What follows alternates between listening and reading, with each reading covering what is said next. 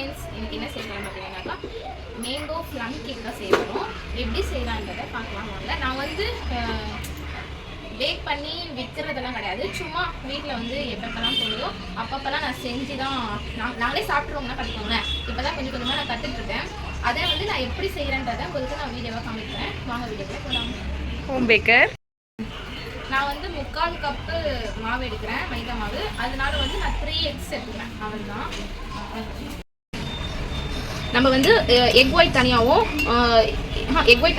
Yellow கருவும் தனியாக எடுத்து வச்சுக்கணும். ஃபஸ்ட்டு வந்து எக் ஒயிட் தான் வந்து நம்ம பீட் பண்ணணும். அதுக்கப்புறம் தான் நம்ம வந்து எல்லோவும் பீட் பண்ணணும். ஃபஸ்ட்டு நம்ம வந்து பிரித்து எடுத்துக்கலாம்.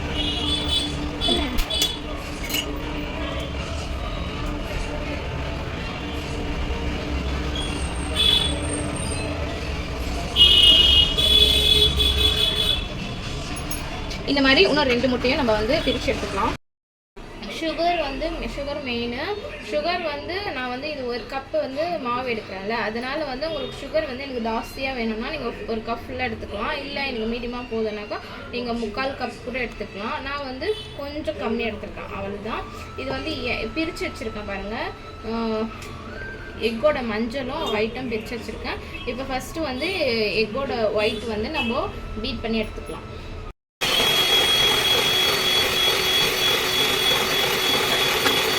பீட் பண்ணிட்டே இருக்கணும். இந்த கலர் வந்து சேஞ்ச் ஆகும், ஒயிட்டாக வரணும். இந்த மாதிரி வந்து ஒரு மாதிரி மறு மாதிரியாக வந்துச்சுன்னா அது சரியான இதில் வந்து தான் இருக்கும். அது எப்போ நம்ம பீட் பண்ணிட்டே இருக்கணும். இந்த பாருங்க எப்படி இது மாதிரி முறை மாதிரி வந்துருக்குல்ல, இதுதான் வந்து கரெக்டான பதம். இப்போ வந்து நான் வந்து எக்கோட எல்லோ ஆட் பண்ணிக்கிறேன், சரிங்களா? இதையும் வந்து நல்லா பீட் பண்ணிக்கலாம். இந்த எல்லோ வந்து போகிற அளவுக்கு ஒயிட்டாக இருக்கும்ல, அந்த அளவுக்கு வர வரைக்கும் நம்ம பீட் பண்ணலாம். இங்கே பாருங்க, இது கலர் பாருங்க எப்படி சேஞ்ச் ஆயிடுச்சு. இப்போ இந்த ஸ்டேஜில் என்ன பண்ணணும்னாக்கா நம்ம பவுடர் சுகரை வந்து ஆட் பண்ணணும். பவுடர் சுகர் மொத்தமாகவும் ஆட் பண்ணக்கூடாது, ஒரு 3 பேட்சஸாக ஆட் பண்ணிக்கணும். கொஞ்சம் தெரிக்கும்.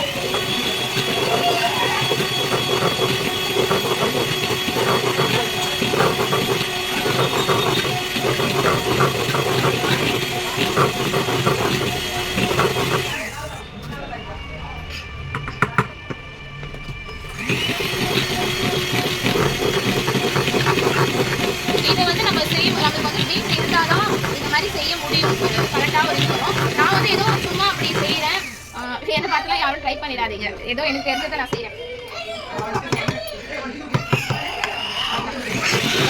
போட்டேன், பீட் பண்ணிக்கலாம்.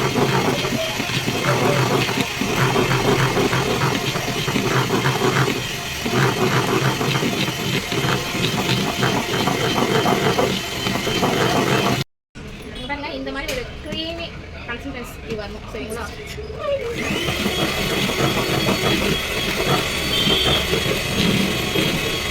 அவ்வளோதான். இப்போ என்ன பண்ணணும் பார்த்தீங்கன்னாக்கா ஆயில் வந்து ஆட் பண்ணிக்கலாம்.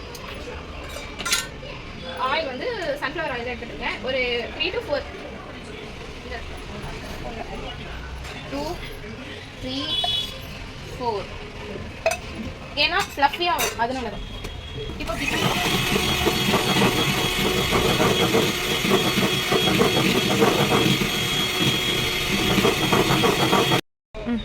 இப்போ வந்து பார்த்தீங்கன்னா மேங்கோ எசன்ஸ் வந்து நான் ஆட் பண்ண போகிறேன். அது ஒரு 3 to 3 drops அது மாதிரி.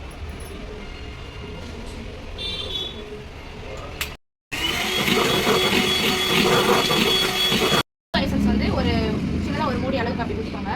ஏன்னா வந்து நான் தெரியாமல் வந்து ட்ராப்ஸ் சொன்னேன், அது ட்ராப்ஸ் கிடையாது, ஒரு மூடி அளவு, சின்ன மூடி அளவு ஊற்றிக்கோங்க. இப்போ வந்து நான் வந்து ஃபுட் கலர் வந்து லெமன் ஃபுட் கலர் வந்து ஆட் பண்ணுறேன். ஏன்னா வந்து மேங்கோ வந்து எல்லோ கலர் தானே இருக்கும், அதனால தான் நான் எல்லோ ஃபுட் கலர் கொஞ்சம் ஆட் பண்ணால் நல்லா இருக்கும்ன்றதுனால ஆட் பண்ணுறேன். உங்களுக்கு விருப்பம் தான் ஆட் பண்ணுங்கள், இல்லைனா வேணாம், ஆப்ஷனல் தான்.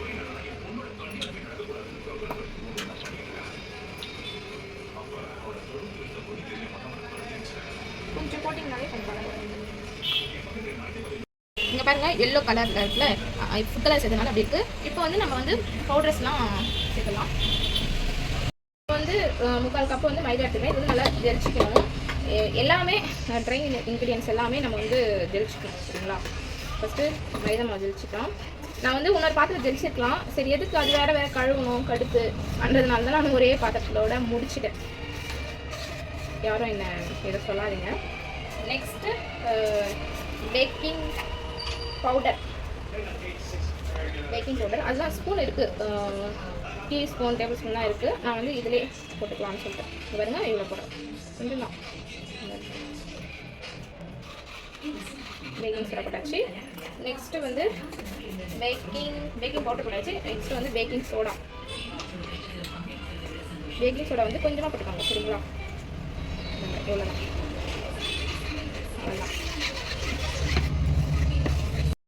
வந்து நல்லா மிக்ஸ் பண்ணிக்கலாம்.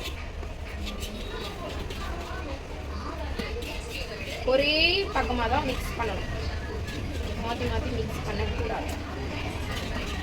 ஏதோ எனக்கு தெரிஞ்சதை நான் சொல்கிறேன், மறுபடியும் நான் சொல்லிட்டேன். நான் செய்யறதை பார்த்து செய்யாதீங்க. நான் ஒன்றும் இப்போ தான் நான் ஒரு 10 கேக் செஞ்சுருப்பேன்னா பார்த்துக்கிங்களேன்.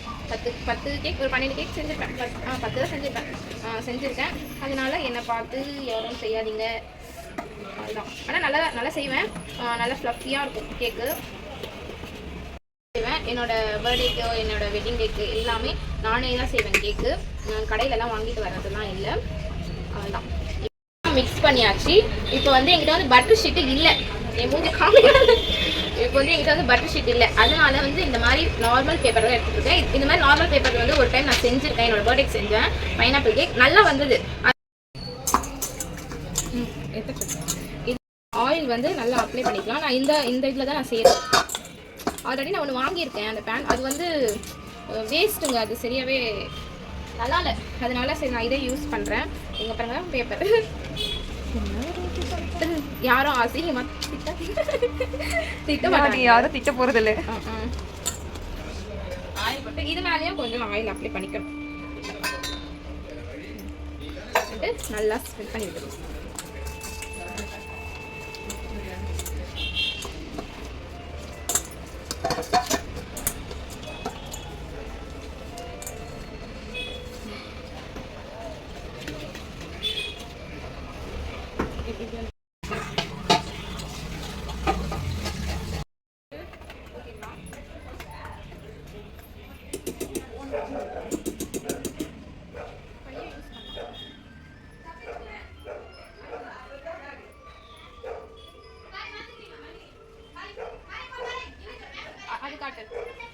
இதில் தான் நான் வந்து கேக் வந்து நான் செய்வேன்.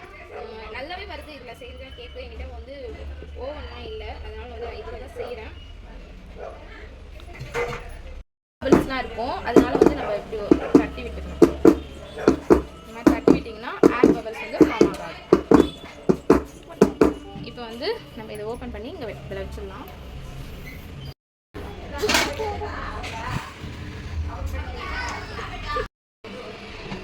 கரெக்டாக ஒரு 45 மினிட்ஸ் இல்லைன்னா 40 மினிட்ஸ் அதுக்குள்ளே வந்து வெந்துடும்.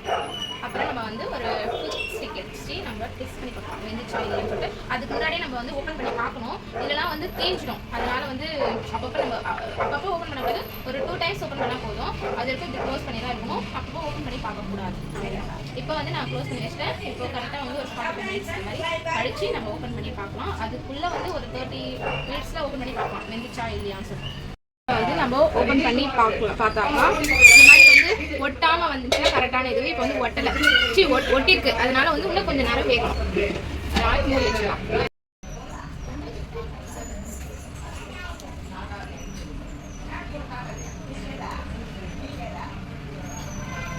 இந்த மாதிரி கொஞ்சம் தீஞ்சு தான் வரும் சரிங்களா. அதெல்லாம் கண்டுக்கப்படாது. பாருங்க எப்படி சாஃப்டாக இருக்கு பாருங்க. தொட்டு பார்த்தீங்க உங்களுக்கே தெரியுதா. அப்படியே அமுங்குது பாருங்க. அப்படியே அமுங்குது பாருங்க. எப்படி சாஃப்டாக இருக்குது. இதான் இது வந்து நம்ம வந்து லைட்டாக இது பண்ணி இது வந்து ப்ளம் கேக் தானே. அப்படியே சாப்பிட்டா கூட நல்லா தான் இருக்கும். க்ரீம் போஸ்ட் மாதிரி இருந்தால் தான் நான் இதெல்லாம் கொஞ்சம் எடுத்துடுவேன் நான். இப்போ நம்ம அப்படியே தானே சாப்பிட்றோம். அதனால எந்த பிரச்சனையும் இல்லை.